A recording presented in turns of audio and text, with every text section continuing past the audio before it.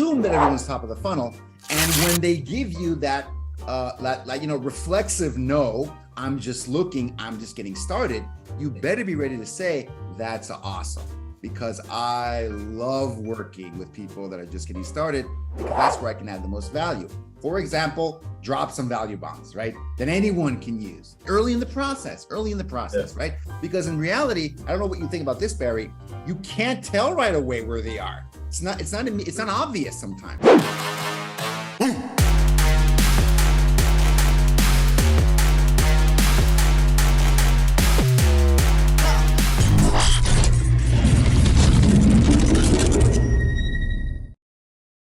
Because the management and transparency is what's very important. So once you submit a referral, you're going to have your own Home Advantage account, and it's going to tell you where everything sits. So if you have 10 referrals that you've sent into the network, it's going to give you all 10 referrals. It's going to tell you every milestone that that client is sitting in, whether they're touring homes, whether they're in escrow.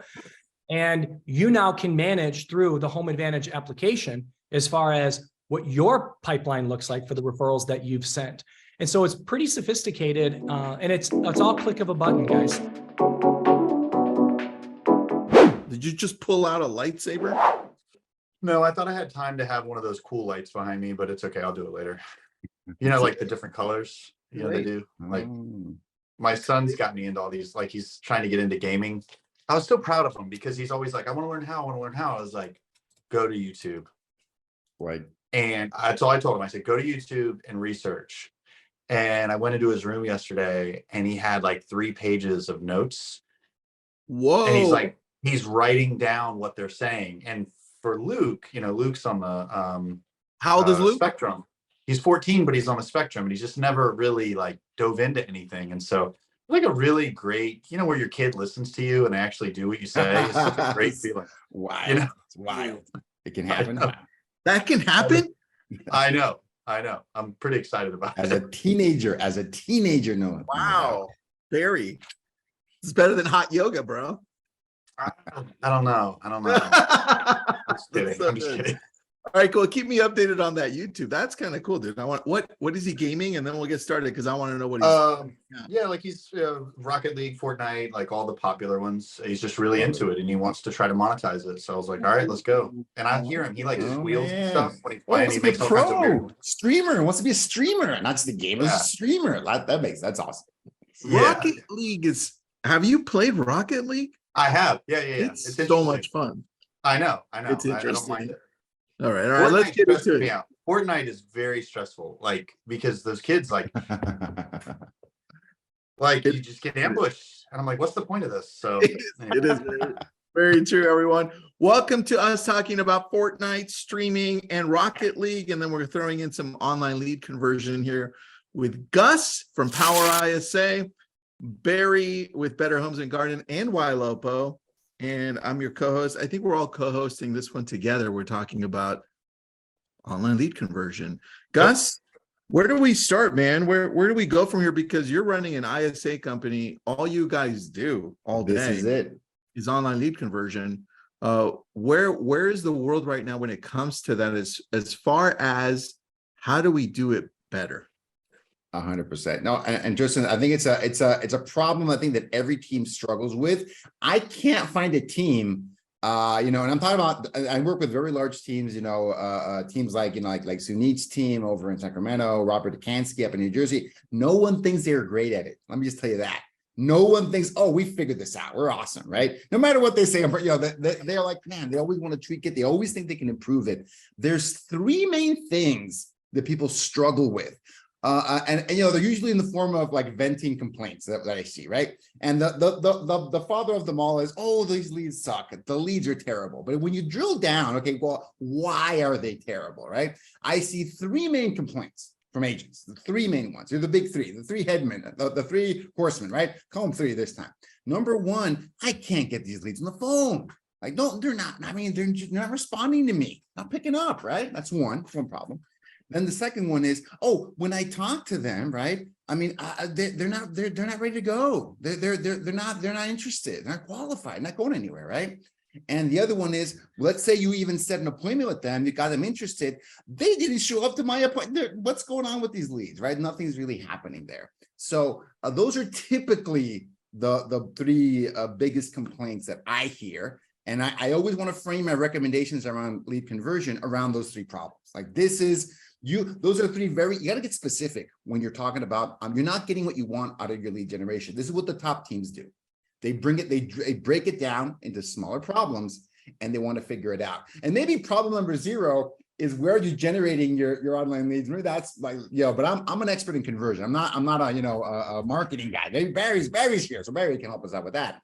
Or G can come on, another webinar. But when it comes to the conversion, those are the three like speed bumps you're going to run into. Not talking. Same again. Yeah. Same one more time. Number one, I'm not talking to anybody. They're not responding to me. I'm not initiating any conversations, right? That's the first complaint. Second one is when I'm talking to them, these are all unqualified people. They don't want to, these leads are terrible. They don't want to buy. They're tire kickers. They're just wasting my time. They're unqualified. Everyone's unqualified. And then the third problem is you get some traction, but then you get cut off. You get ghosted. The appointment is unattended. The next follow-up is unresponded. And people are like, well, what happened? Well, you got ghosted is what happened, right? That's usually what I see. Those are the three, I call those the three big ones. And this is recent. This is not from a couple of years ago. This is happening, right now, 2023. Market shift taken into consideration. The problems with these leads haven't changed. If anything, the market has only changed in that you need more leads to get the same amount of deals that you were getting a year ago, a year and a half ago. That's probably the biggest shift I've seen. It just takes more leads. You have to find more motivated sellers, more motivated buyers than you had to a year and a half ago. That's the change. That's the change. But one thing I always tell folks when the shifting market, real quick, is that, remember, the market has shifted. There are less transactions out there. That's a fact. We're going to sell between 8 and 9 million homes in the US this year. Okay. I loved it when there were 12 million in 2021. I preferred that. I no doubt. I bet you preferred it too. Yeah. But 8 to 9 million, we're only discussing whether it's going to be closer to the 8 or closer to the 9. Right now, it's about the middle. The latest numbers say it's going to be about 8.5. So you're talking about transaction sides. Sides, yes, sides, 100%, yeah, sides. Sorry, 8 to 9 million sides. My bad. You're totally correct. It's a very different number, right? 8 to 9 million sides out there. You just got to get a few of those, right? You just got to get a few of those. That's what I tell folks. But those are the three big problems, Tristan. So if we can break those down here and go, how do we tackle each one of those? Because each one of those has a specific solution or set of solutions. Because usually you're struggling with one of those three. Is why the leads suck. Why you're struggling with online lead generation. Yeah, no, that's really good. Really good. Tristan, were you writing down what he was saying? Yeah, I did, dude. So total sidebar, but CEO of LabCoats, CMO of Success Enterprises, right? On a webinar, taking notes. I just think that's fantastic. So I just want to say that. I need to remember. I'm like, that's actually really good. No response, unqualified people, ghosted. Well, but we overlook the simple things, right? And so what Gus is saying is things that probably people have thought of in some course of their career. People aren't responding. Like it resonated. And sometimes when people teach something that resonates with us, we're like, yeah, that's me.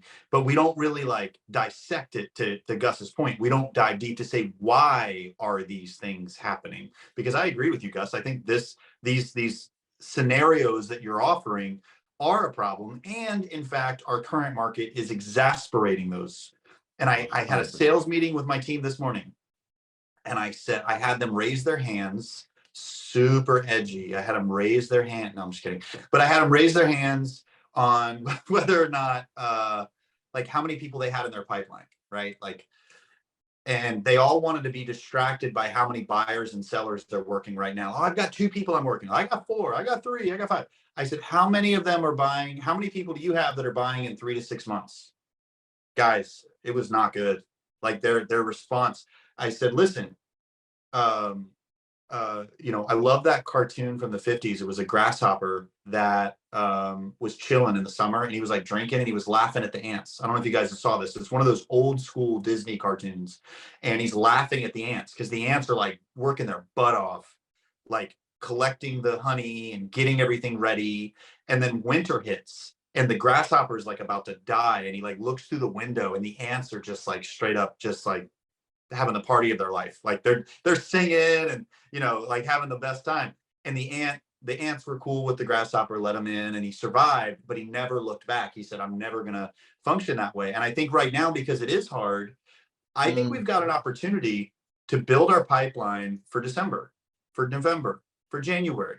If you don't, I don't think rates are going to change for another year. I don't think our inventory problem is going to change for another year. So you're either going to suffer and die on the vine, or you're going to figure out how to overcome what Gus just went over. 100%. Well, the key to it, Barry, since you wrote a great book on it, right? By the way, put your link on there so people can pick it up. Thanks, man. When it comes to this piece of it, that one, too nice for sales. This is the graphic. This is a really cool graphic floating around. I love that. The key to this, Barry, when I'm looking at no response, unqualified people, ghosted, and then you're saying, hey guys, the key is actually in the long-term nurture, right?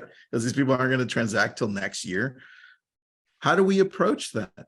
Because a lot of us need the money right now. Like when I'm calling, I'm just looking for the lowest hanging fruit, dude. And that's what I was getting ready to say. That's the problem. That's it. Number one. How do we approach it then? Because I need money right now. Well, yeah. Like let's identify, because some people that just went over their head because they're multitasking, they're driving. Some of you are calling and trying to find leads that are ready right now. That's not valuable.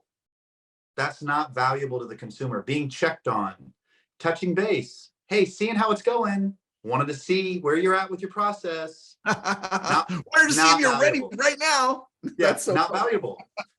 Not valuable. Which is why they don't respond, which is why they don't want to talk to you, which is why lead follow-up sucks for you. It's horrible. Terrible. Right? Let me just like rephrase my follow-up. Hey, I had 2 things I wanted to tell you about the neighborhood you were thinking about buying in, and I wanted to chat with you about it. That's what magazines do. You know, 2 ways to lose your belly fat, 3 ways to keep your man happy, right? Like all these yoga? Yeah, never mind. Why hot yoga makes you super sexy? Magazines know if you'll open it up, you'll buy it, right? Because they're providing something that's interesting and valuable on the cover. And our cover as lead follow-up sucks. Would you buy a magazine that says, hey, wanted to see how you're doing? I wouldn't. Like, here's a crossword puzzle to see how happy you are. That's not interesting to me. Like, it really isn't. I want to talk to people that are going to move the needle in my life and in my business. And with the process of buying and selling a home, if you want to wait for a lead to be ready, probably going to take a year. It's going to take them about a year to figure it out on their own. My agents take on the persona of a passionate and curious teacher. We've all had teachers that were boring. They read out of the textbook. They weren't passionate. It was a job for them. But then I think we've all had teachers in our life that it hit different. They were, they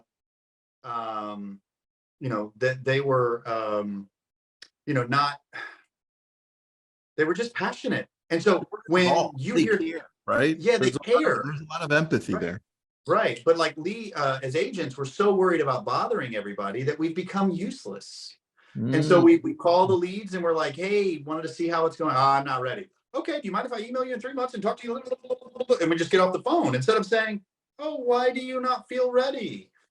Right? Like, can you just care a little bit about them? Like, and press into that. And there's some key things about focusing on it from where the consumer is at, where they're at in their process. There's a mindset of someone that goes to Google and says, homes for sale in Virginia Beach. They don't have certainty yet. They don't have clarity on what their needs are. And you're calling, asking for clarity. Exactly. And it's totally out of touch. Totally out of touch. Yeah. That's why we can't convert for sale by owners and expired. It's the exact same reason. We try to meet them where we're at, and we never take the time to understand where they're at to teach them right? And to have them feel like we're actually caring. It's like, dude, you're missing the whole opportunity. We see it on mailers, right? Check me out. Check what I sold. Look at me, right? Look at my pose. Look at my sexy clothes, right? Look at my awards. You're missing the whole point. It's like long term, this career is built on that passion and the education and value you bring to the client, so that whenever they're ready, they'll call you because you've been bringing that every time. That's a good point. What agents do, they agree with you. And then the way they express what you just said is calling to see if you have questions, right? Mm-hmm. I'm trying to be your educator. Do you have any questions? Like, all right, look, my high school years, I was focused on girls and athletics, okay? My teacher would ask the classroom, does anyone have a question? And I would not raise my hand because I wasn't paying attention. I did not know enough to formulate a question. And so when you call leads and say, do you have a question? I'm an educator. I want to educate you. You are not valuable enough. You have to understand where they're at and tell them the questions they should be asking. You have to say, hey, this is the largest transaction of your life. You should not be guessing. Here's what my other clients appreciated about it when I met with them. And then when you start asking them questions and you surface ignorance and fear, you've created a new urgency. Ooh, I like that, dude. The new urgency is to be educated. Hold on, because here's how I'm understanding it. Like social media, like when I show up on social, right? I'm not showing up and saying, how can I help you? I'm actually saying, hey, this is what we're going to talk about. This is it. And here's how it helps you. And I think we should all approach the real world in our business like we approach social media, right? I wouldn't follow you if your posts were just questions. Hey, what questions can I answer today? Hi, I'm here. I'm waiting for people to show up. Just give it another 2 minutes. I think it's a very 1% on social media. Ask me questions. Yeah, 100%. I think it's a very passive approach.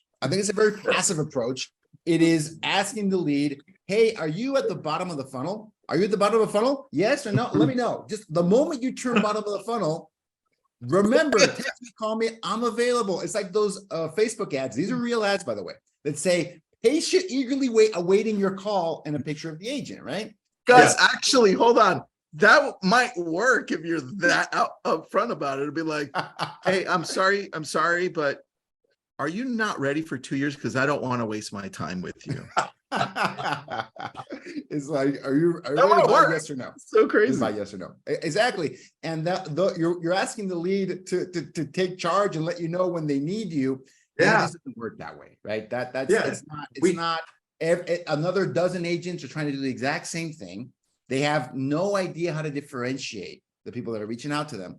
Put yourself, like you guys said, put yourself in the shoes of this lead and say, okay, great, yeah, well, these other people want to talk to me, and they're asking if I have any questions, and they're all checking in and touching base, and like, okay, great. I see no way to differentiate any of you guys. And you have to understand the big, and here's a graph, another one of these graphics.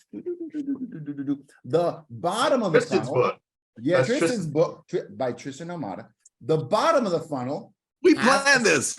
Gus, where the fuck is your book? Where is your book? I'm the only guy on this webinar without a book. We have to fix that. I'm going to tell ChatGPT to help me with that. So here's the bottom of the funnel and the challenges of that bottom of the funnel. But folks, I've talked to this with Barry at length. What percentage of leads are the bottom of the funnel, guys? Just off the top of your head, what number makes sense at any given time of the universe of real estate leads, of the 4 million transactions that will happen this year, 4.5, right? What percentage at any given time are in that transacting phase, bottom of the funnel?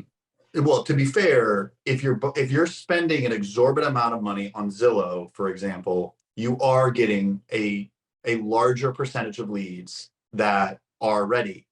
The problem is they're so expensive that now you have to capture a lot of those to have an ROI.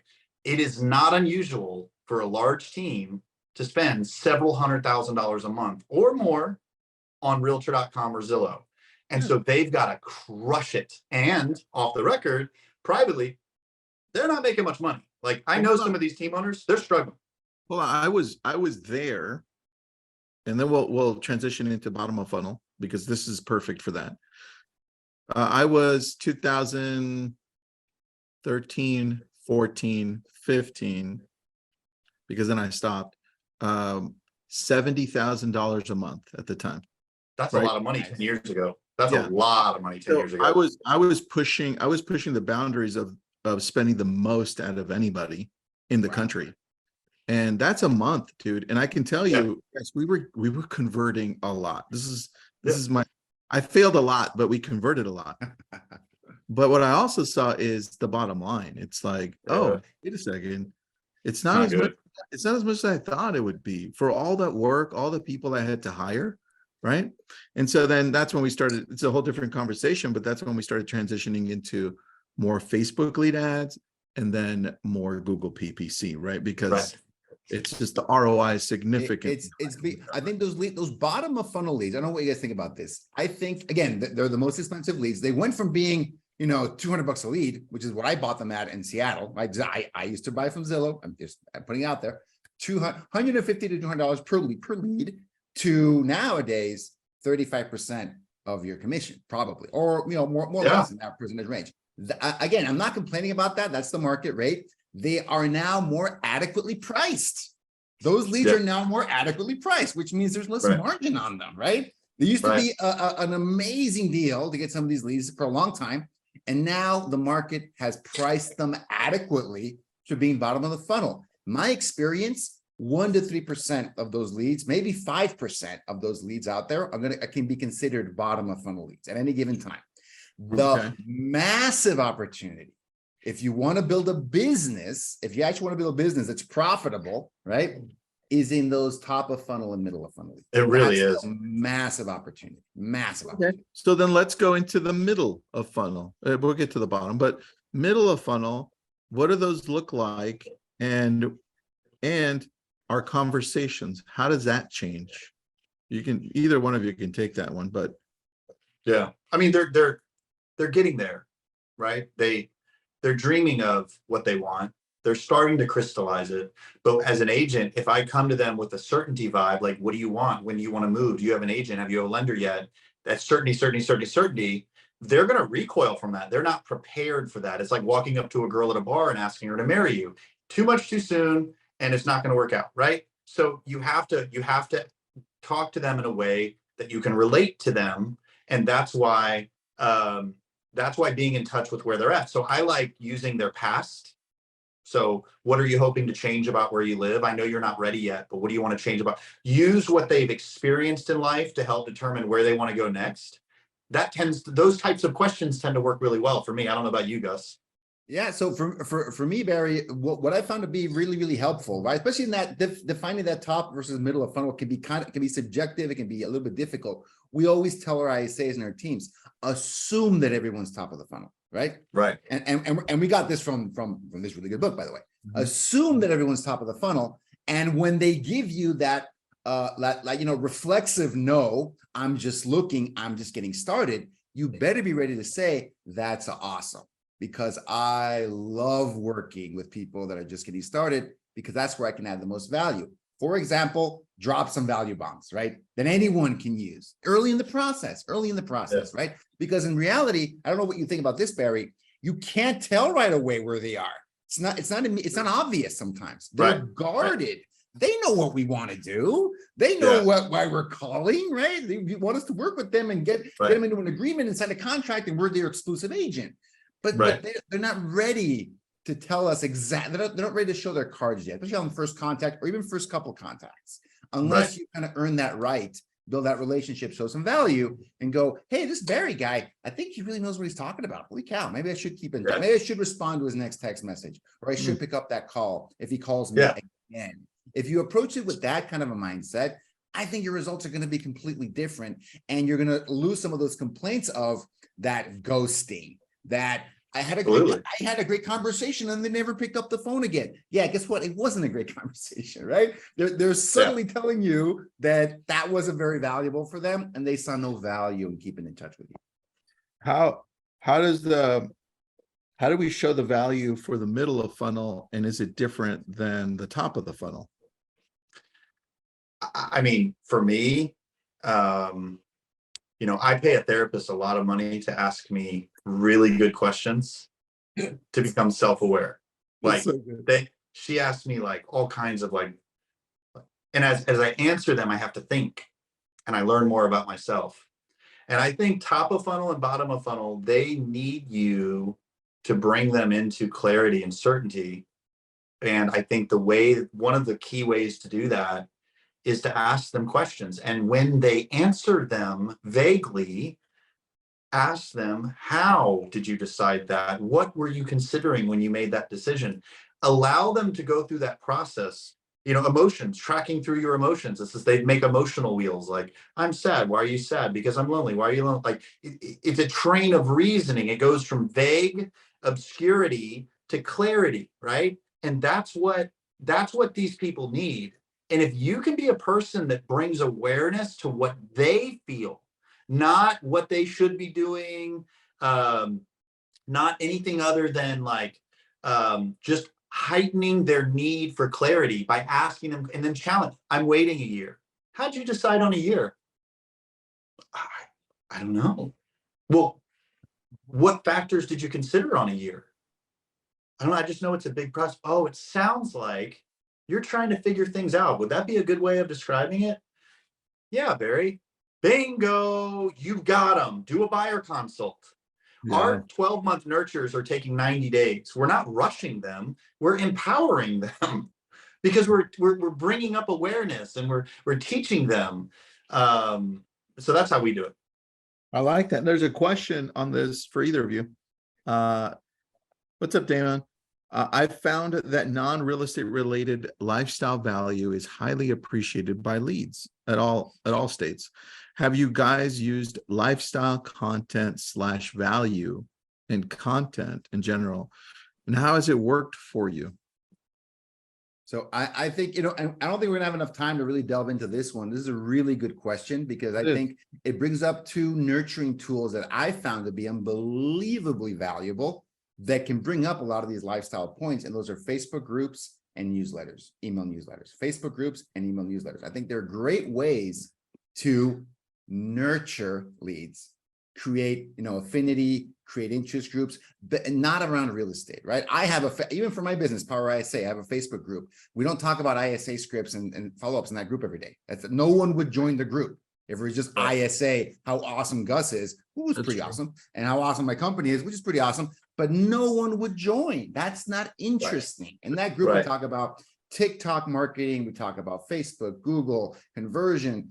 I have people there that have never hired an ISA, have no intention of hiring an ISA, talking. Barry's been in the group, Tristan's been in the group, all these people, right? And the reason is because that content is interesting and valuable. My newsletter, the same thing. So I think those two tools are unbelievably valuable if used effectively. I think that's one of the topics I think we should really drill into during the larger summit, because I think you can go deep on just those two tools. But I want to distinguish one last point, Tristan. I think people can get confused sometimes because I think there's a big difference on the follow-up process and the interaction process when the lead is uncontacted versus a lead that has been contacted. I just want to make that last point. An uncontacted lead, the lead just came in, no interaction yet.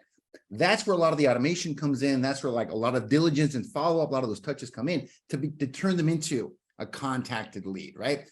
I found that the content works the best with those contacted leads.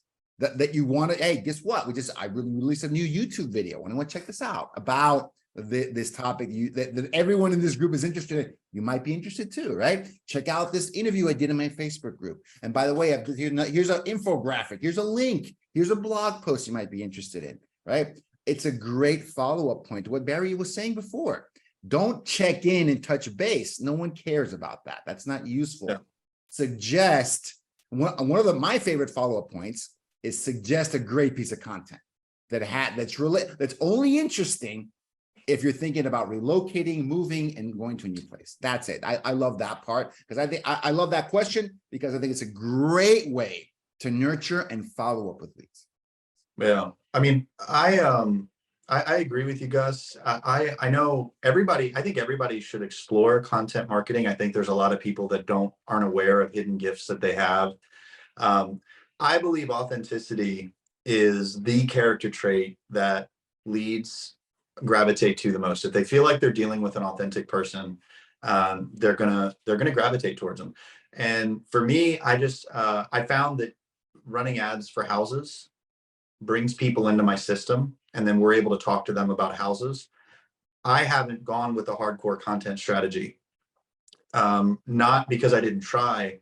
It's actually very stressful for me to try to be interesting and entertaining. Like when I think, like I like to dance, but the second I think I'm dancing and everybody's watching and they're like, that's not fun for me. That like now I'm taking on the role of an entertainer. I'm no longer just dancing like no one's watching. And with content, it's the same way. So if you find yourself trying this content strategy and nobody's, you got to do it a while, and it's not working, it's not the only thing that you can run ads around to generate business. And so for me, I just have lots of pictures of pretty houses. People like houses. It is a piece of content. However, it's not like interesting. I'm not going to get any social media awards for it, but consumers are using my website because I have houses. And so I've just doubled down on that. And then our outreach is based off of the houses. So I think this is about who you are as a business owner. What brings life to you, right? What do you enjoy? And then double down on that and master it. I like that. And I think now that Damon agrees with you. And then that brings us back to the bottom here, which we were getting to, which is bottom of funnel. How do you treat those differently? Because typically they're ready to go, but they still don't want to feel like they're being sold at the same time. So if you're getting bottom of the funnel leads and it's the first time you're really talking to them, I'm not talking about the ones you've nurtured long term. Just newer leads. How do you treat those differently so that you don't end up being ghosted because they found another property with another agent or something along those lines? Would you like fries with that? When I get a burger somewhere, the server's like, cool. Do you want this? Do you want that? It's transactional. It's just straight to the point. That's what's great. That's why all agents are looking for bottom of the funnel leads, because you can just kind of like, when do you want to see it? Tomorrow? Take Great. the order. Great. Yeah, just take the order. Boom, boom, boom, get out boom. of their way. Don't even try to build that much rapport. Build rapport when you get to the house. When you get to the house, be a good person, show up on time, don't stink, talk about the market, basic sales techniques. But it's a much easier, but expect a lot more competition. There's probably a lot more agents. The buyer's probably posting on social media. Does anybody know a good agent? And their feed is just filled with comments and messages. So the competition is different in that way. It's not all fun and games. It's actually still very hard, but in a very different way. That's true. What have you found, Gus, when your team is calling for agents, because you have hundreds of people, hundreds of VAs calling these type of leads? What does that look like? Yeah, so for us, it's been a big challenge because our initial approach, especially with Facebook, particularly with Facebook, when we started calling these at a high level, probably 2017, 2018, it was a very transactional script and it worked pretty well. I'll be honest with you. We would set a lot of appointments that way, but it started to change, right? Started to change. And is it the market? Is it our script? The consumer got aware of that, right? They understood it and it converted less and less and less. Which is why, when we discovered like Barry's approach, like, hey, okay, let's take a step back and let's assume that these leads are top of funnel. Let's start the conversation there. And if they're just getting started, that's an awesome thing. We used to discard leads that were a year out. I'm not joking. We would toss them in the trash. Oh, you're a year out. Okay, bye. We're looking for these bottom of funnel leads within this Facebook because there was more of a willingness to be upfront about that. And now the consumer is more savvy. It's just the market has changed. And now add to that the shifting market, there's just less buyers out there.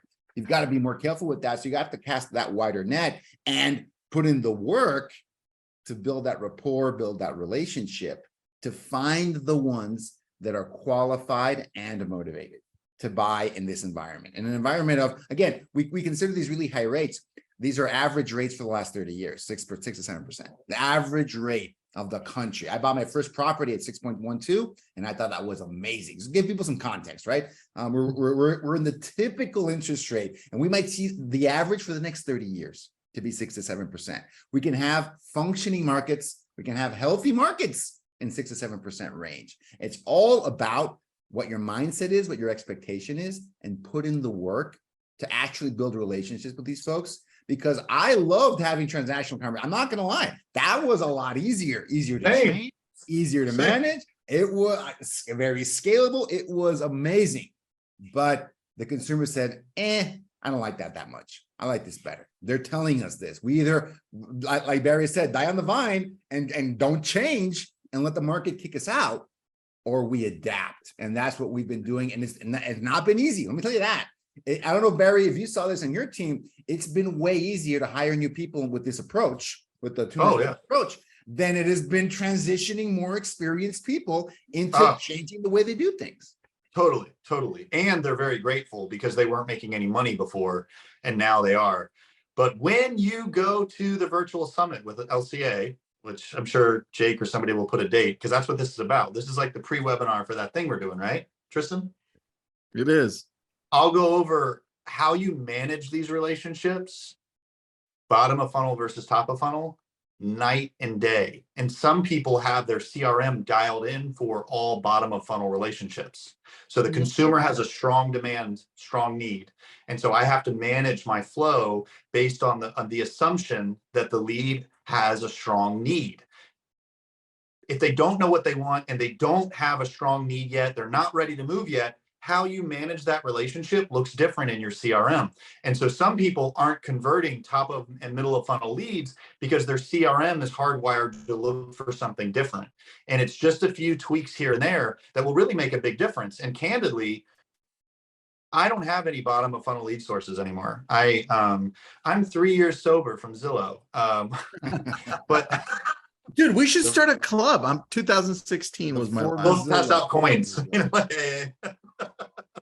But yeah, so it is a different setup. It's not harder.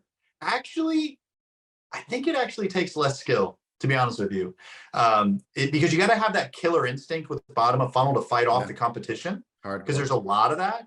And with nurturing relationships, it's actually a different beast. I'm finding, exactly. 100%. Yeah. And those bottom of funnel, high converting, ready to go leads that you can buy them on the market for 35% to that. Again, that's where it is right now. That's not where it'll be a couple of years ago. We all know that, right? It won't be 30. You're going to work for whoever's charging you 35% for that lead, for that deal. You kind of work for them. Okay, again, that might be controversial. I don't know, but that's where that model is. The and I'm other not even way, mad at Zillow. no judgment, right? Just understand the economics and understand that relationship, right? The other way to generate bottom of funnel, ready to transact leads is to make them, right? Take them by the hand, make those leads, make them, right? You can't, but there will be a point where you probably can't even buy them. You might have to go work for some of these companies. That's my thought. That's not true. No one said that, but that's my thought of where we could end up as an industry. If you can't even buy those leads anymore, okay? You should make them. You should learn how to make them. And put in the work, put in the effort. The knowledge is there. The virtual summit is a great place to find out how to do this in the market of today, not from 2 years ago, where there were 12 million sites. A lot of things worked 2 years ago when there were 12 million sites to have. A lot of those don't work when there's only 8.5 million sites. So just be ready to adapt to that. Very true. And Cindy asked, do people read email newsletters? They're busy and they get a bunch of them. Yes, they do. We'll expand on that in the virtual event. So sign up for that one. There's the link that Jake put up there. 37.5% open rate on mine. That's why I'm not bragging, not humble brag. 37.5%. Look at the rest of us, Gus. That's all it is. You know what? Stop it with your hot yoga, Barry. Stop it. Hot and sexy yoga. There you go. Barry, thanks for jumping in, man. Appreciate you. Yeah, absolutely. I'll be attending the hot yoga breakout in the virtual summit for sure. We have live streamed. Camera live streamed in the studio. Hot yoga studio. So ugly. I was so ugly. You've got a new All set right. of audience. Pretty good. All bottom of funnel leads. Bye, guys. Bye.